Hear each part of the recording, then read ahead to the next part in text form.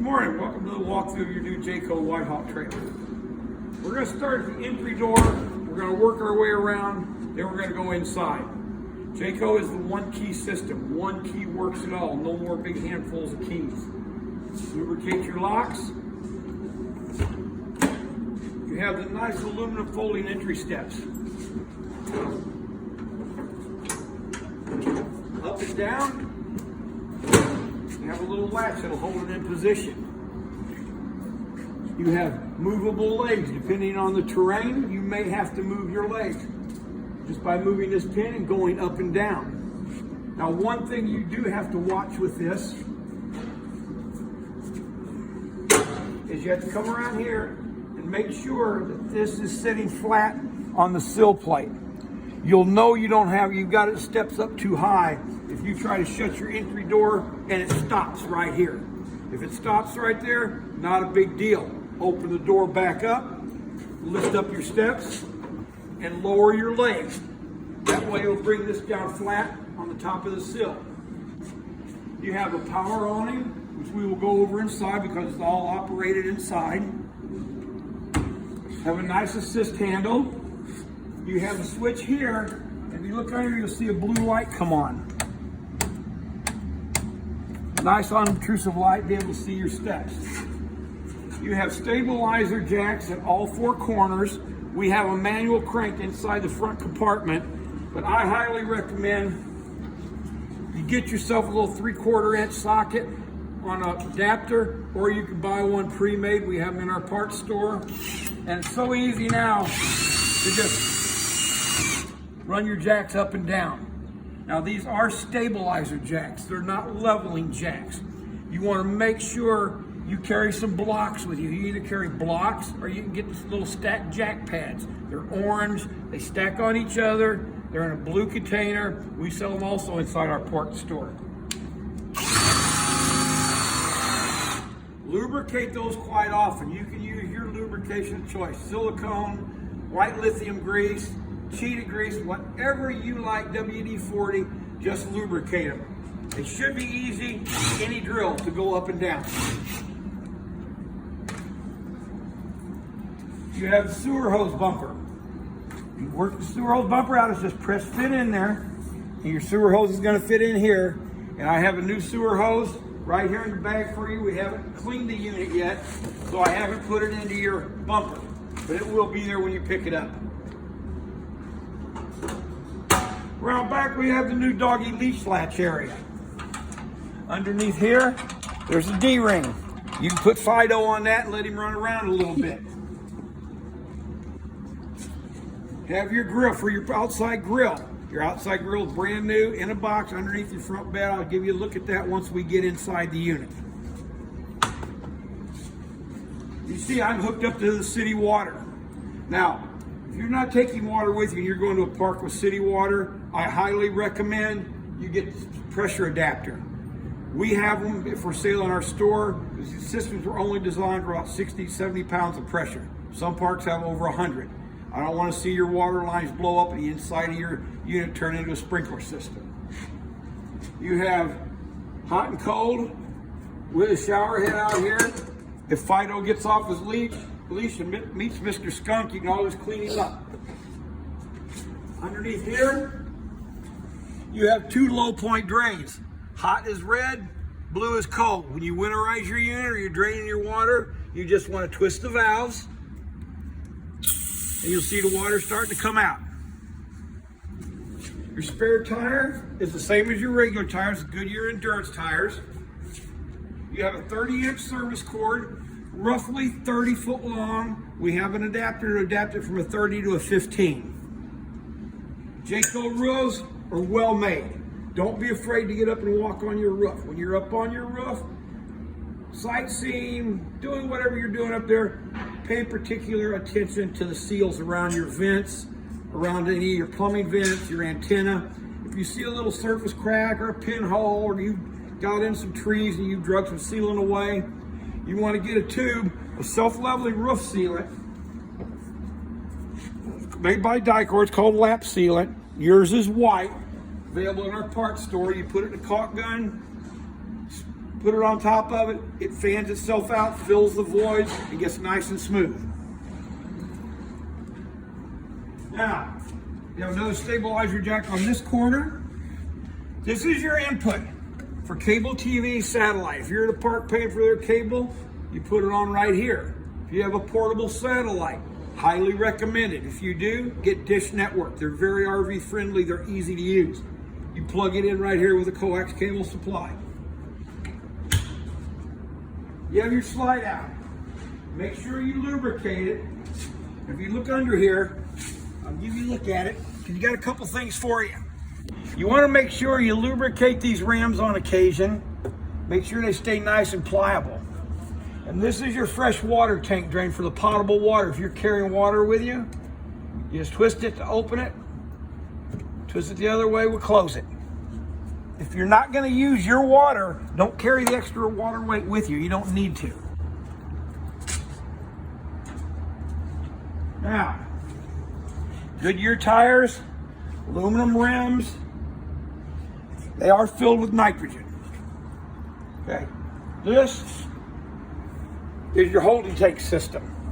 You have a black water tank, 2 gray water tanks. Your black water tank is exactly what it says, black water, your toilet. You have a valve. It pulls out, pulls in. Now the water in there is just clean water and a little bit of RV antifreeze for dewinterizing it. But what you want to do when you get to an RV park and you're paying for the sewer and you got the sewer outlet sitting right here, just take your sewer hose, attach it to the outlet, open both your gray water valves. Let your shower water, your kitchen sink water, drain on out. Not a big deal. Now, our black water valve is a different story. Our toilet only flushes so much at a time. So if you flush, you'll get liquid, you have this valve open, the liquid will run right on out. But the solid waste will accumulate at the bottom, on the bottom of your tank. Over a period of time, especially if you're on a vacation, you're at an RV park down in Texas, Arizona, Florida, wherever you're at, and you've left this open, you're just going to continue to build what we like to refer to as a pyramid of poop. And it'll get up to the top of your toilet where you won't be able to get anything in your tank. So what I recommend, you leave this valve closed. You put a toilet chemical into your toilet tank with about 3 to 5 gallons of water. Now, they provide AquaChem 1 bottle, toilet manufacturers. I recommend Cronin. It's an enzyme. It's clear. If you spill it on yourself, you're not going to look like a Smurf with blue hands and blue skin. You put it in there, it's got enzymes in it. So all your tissues, all your solid waste, the enzymes will work to get it dissolved and get it softened up and make it nice. Then as soon as your monitor panel tells you you've got 1/3 to 2/3 of a tank full of water, you just come out here, pull the handle, and let it all drain out at one time. Shut your handle, put you a little more water in it, put some more chemicals in it, you're good to go for another tank full. It keeps it nice, it keeps it clean, we won't have problems. But while we're speaking about the black water tank, let's look at this valve right here. It's black. So guess what this does? This is a black water tank flush. One of my big pet peeves in the RV industry, I get customers coming here and they'll say my toilet tank's always reading 2/3, always reading full, always reading something. David, I know I emptied it. Well, you may have emptied it, but you haven't cleaned it. You gotta clean it. Even with enzymes, you got to clean it. So what you do, you take your garden hose when you're getting ready to leave the campground. While the wife's packing up inside, you come out here, you get the tanks dumped, you take your garden hose off the back, you plug it in right here. You come back over here, open the black water valve, turn the water on. Now all of a sudden you're gonna hear some swirling noises. Water's coming in, going through a little jet in the side of the tank, flushing everything out nice and clean. Do that before you go home, you're good to go. Remember, you must have the black water valve open. If you don't, and you're getting ready to go home, you got the tank flushing, all of a sudden it's gonna fill the tank up. Then you're gonna look up top and you're gonna notice all this brown water coming off the top of your RV. It's gonna look like a chocolate fountain at a restaurant. That's because the tank's overfilled. The only place it's got to go is up through the toilet or up the vent, out the roof. So make sure, hose on, valve open. Now, Inside here you have LED lights, just little push buttons. You have battery disconnect. When you're done camping, you put it in your garage, put it in your storage area, whatever, just turn it off. Here's your manual crank to lower your stabilizer. This is one of your front ones. As you can see, this will get old after a while doing this going up and down. Use your drill. That's why they're made. This little gem here is a manual crank. If something happens to your power tongue jack, you can take this plug out of the top, put this down in it, crank it up, crank it down to get you back in and bring it in here so I can fix it for you. But you got the manual crank just in case. Front stabilizer, nice little blue LED lights. They work on a switch. We'll get to the other side of it. You have your Group 24 maintenance-free deep cycle battery. It gets charged while you're pulling it with your truck. It'll also get charged anytime you're plugged into 110 volt electricity. You have your propane bottle cover. You have an access panel here you can open and close your bottles with. Now, access panel opens forward. Now, when you take this tank off and you put it back on, always make sure that it still opens forward. Because if you don't, what'll happen, if you put this on wrong, you put it on backwards, you don't get it latched, the wind's going to take this, it's going to blow it like this, it's going to wind up on the interstate. So always make sure this opens backwards. That way if you forget to latch it, the wind blows it shut.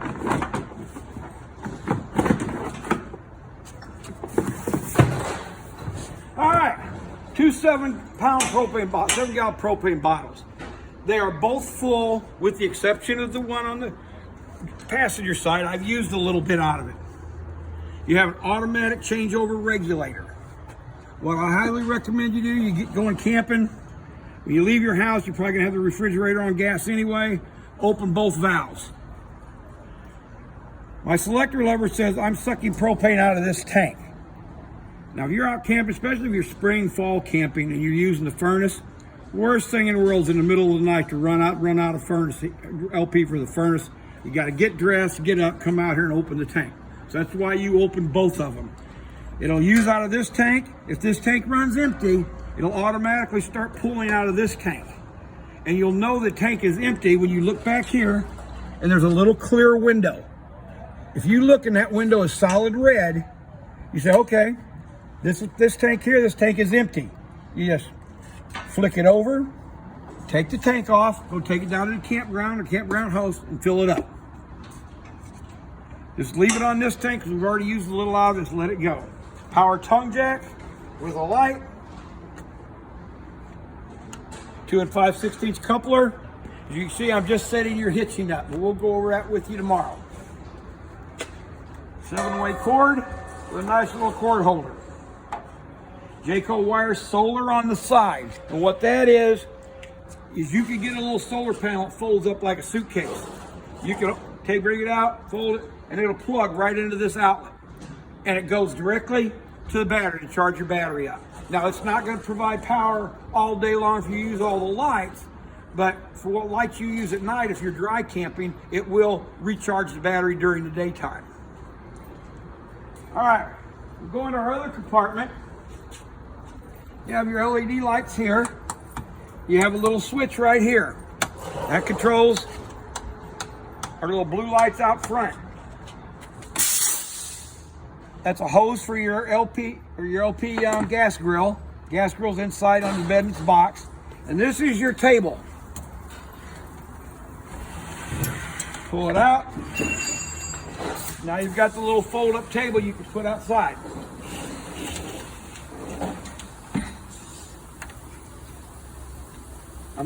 This is just basically an empty hitch box. I'm gonna put your hitching in that so it doesn't hurt the bottom of your compartment and roll around until you get here. Then you can decide where you want to put it. Entry steps, bedroom door.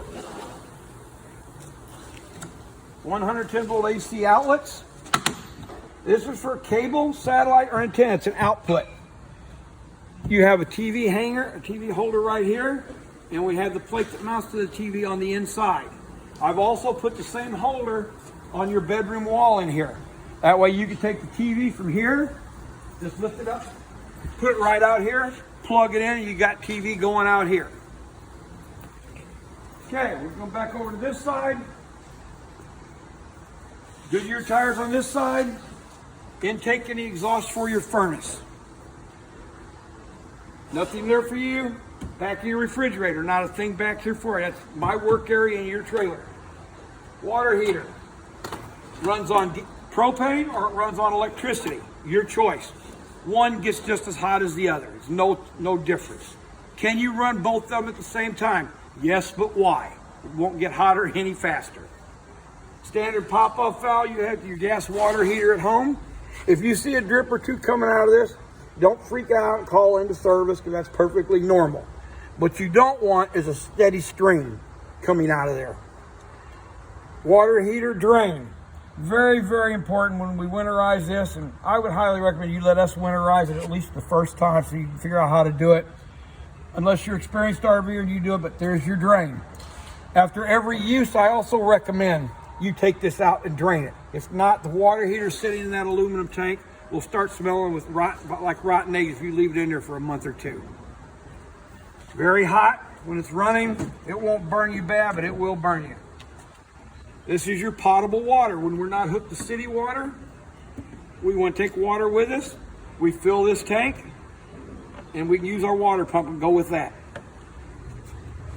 Okay, this is pretty much the exterior of your trailer. Take a short break and we'll go inside and do your interior.